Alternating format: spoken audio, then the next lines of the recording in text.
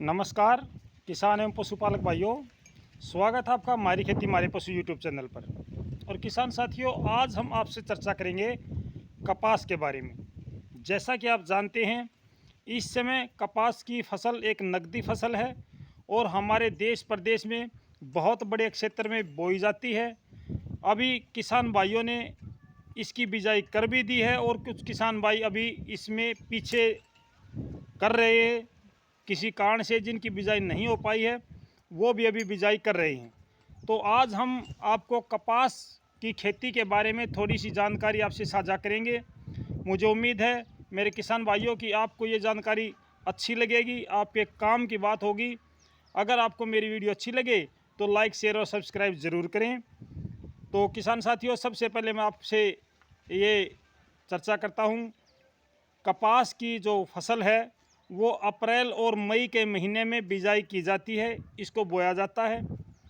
काफ़ी किसान भाइयों ने जो सरसों की खाली ज़मीन थी उसमें कपास की फसल की बिजाई कर दी है।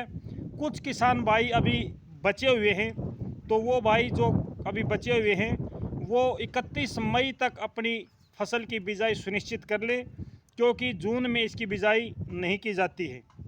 आम तौर पर इसकी बिजाई 15 मई से पहले पहले हो जाती है। अभी भी जो भाई देसी कपास की किस्म लगाना चाहते हैं वो भाई ये किस्म अब ना लगाएं, हाइब्रिड किस्म का प्रयोग करें, क्योंकि देसी जो हमारी कपास है वो ज़्यादा समय में तैयार होती है, जिसका समय अब निकल चुका है। सबसे पहले हम बात करते हैं खेत की तैयारी की। जिन किसान भाइयों को अभी कपास बो रखी है या जो बोना चाहते हैं वो अपने खेत की तैयारी कैसे करें। किसान साथियों, खेत की 3-4 बार अच्छे से गहरी जुताई करें, उसके बाद अच्छे से उसमें पलेवा करें। मेरा मतलब है कि उसको अच्छी नमी बनाएं ज़मीन में, उसके बाद में ही आप अपने खेत में कपास की फसल की बिजाई करें। कपास की फसल की बिजाई सुबह या शाम के समय करें, दोपहर में कभी भी आप कपास की बिजाई ना करें, क्योंकि कपास की बिजाई अभी बहुत ज़्यादा मौसम गर्म हो चुका है। अगर दिन में बिजाई करते हैं तो ज़मीन में से हवा निकल जाती है, जिससे उसके जर्मिनेशन पर बहुत गहरा प्रभाव पड़ता है। दूसरी बात, खाद की बात करते हैं तो किसान साथियों, 1 कट्टा यूरिया का, 1 कट्टा सिंगल सुपर फास्फेट का और 10 किलो जिंक बिजाई से पहले आखिरी जुताई में किसान भाई अपने खेतों में डाल दें एक बार में। अगर किसी किसान भाई ने नहीं डाला है तो वो जब बोक की बनती है या पुड़िया जिसको बोलते हैं, फूल आने की अवस्था होती है, उस समय आप अपने खेत में ये खाद दे दें। इससे आगे हम बात करते हैं आपकी कीटनाशकों की।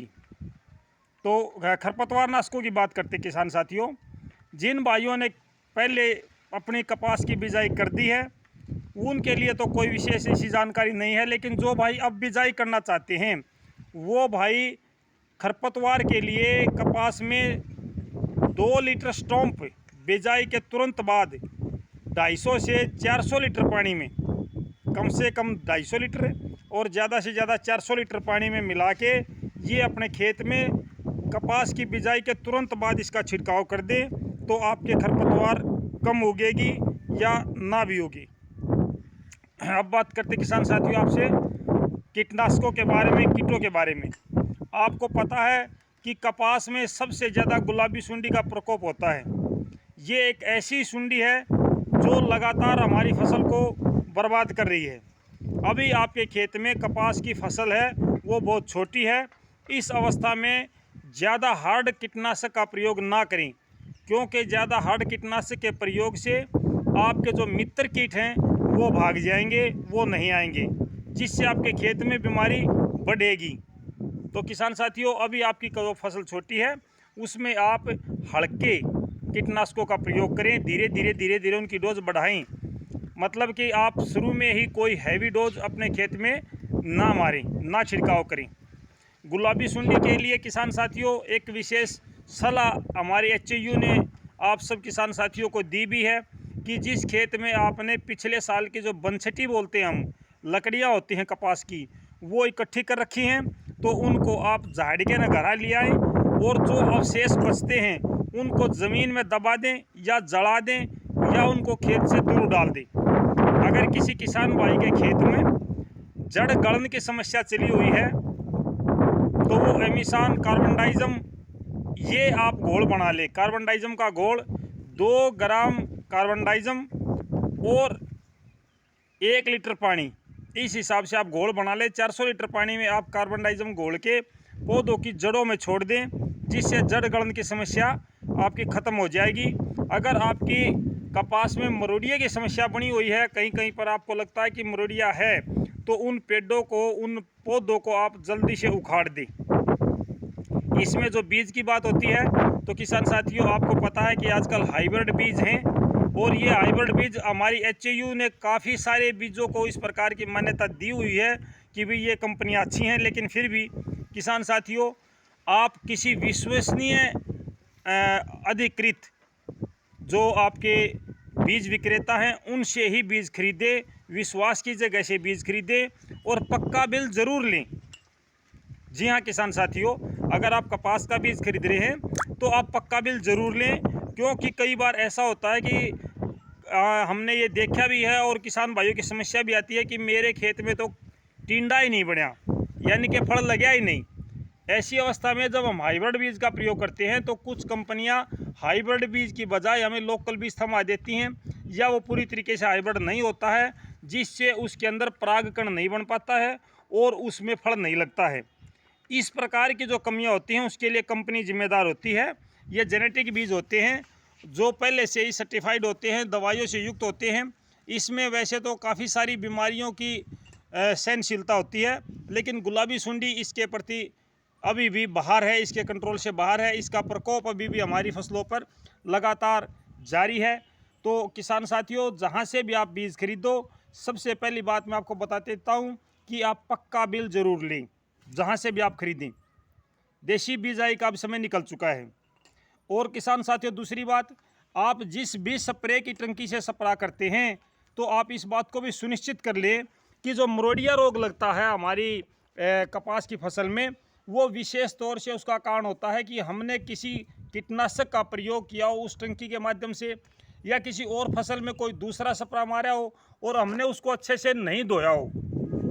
कई बार इसको ना धोने की वजह से भी हमारे खेत में मरोड़िया की समस्या बन जाती है, जैसे 2,4-D है या राउंडअप है, या कोई धान में हमने खरपतवार नाशक स्प्रे का प्रयोग कर दिया।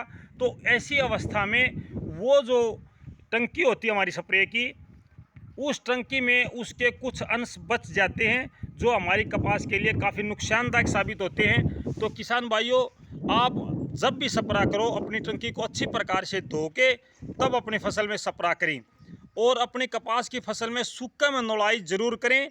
जहाँ पे टिब्बे वगैरह हैं, जल स्तर काफ़ी नीचे है, ड्रिप से या आप फुहारा विधि से पानी दे रहे हो तो 3-4 दिन के बाद लगातार पानी देते रहें, क्योंकि इस समय गर्मी बहुत ज़्यादा है और आपके वहाँ जल स्तर की कमी है, दोमट मिट्टी है, और अगर फल्ड इरिगेशन है, आपका नहरी पानी है, सिंचित क्षेत्र है, तो ऐसी अवस्था में आप किसान भाई उसमें गहरी जुताई या नौलाई करते रहें। और आप दोपहर में देखेंगे तो आपकी कपास में जो है वो पत्ते मुरझाए हुए नज़र आएंगे। सुबह पत्ते मुरझाए हुए नज़र आते हैं तो आप कपास में पानी दें, दोपहर में मुरझा जाते हैं तो पानी की आवश्यकता नहीं है। अभी तक वो अभी सहनशील है, वो सहन कर रही है, तो उसमें पानी तभी दें जब उसमें आवश्यकता हो। जितना लेट आप फल्ड इरिगेशन में सिंचित क्षेत्रों में पानी दोगे, आपकी कपास की जो जड़ें हैं वो उतनी ही गहराई में जाएंगी। जितनी गहराई में जाएंगी पौधा उतना ही ज़्यादा स्वस्थ और मजबूत होगा। तो किसान साथियों, ये कुछ छोटी मोटी जानकारी मैंने आपसे आज साझा की है कपास के विषय में, और बीजों के बारे में आप जानकार हैं। हाइब्रिड बीज आप कहीं से भी खरीदें, विश्वास की जगह से खरीदें। तो किसान साथियों, अगर किसी भाई की कोई समस्या है कपास से संबंधित या इस प्रकार से कोई बीमारी से संबंधित, तो मेरी आपसे प्रार्थना है कि कमेंट बॉक्स में ज़रूर लिखें। अगर आपको ये वीडियो अच्छी लगे तो आप वीडियो को शेयर सब्सक्राइब ज़रूर करें। आज इतना ही, कल फिर एक नई वीडियो के साथ, एक नए विचार के साथ आपके सामने उपस्थित होंगे। नमस्कार, जय हिंद।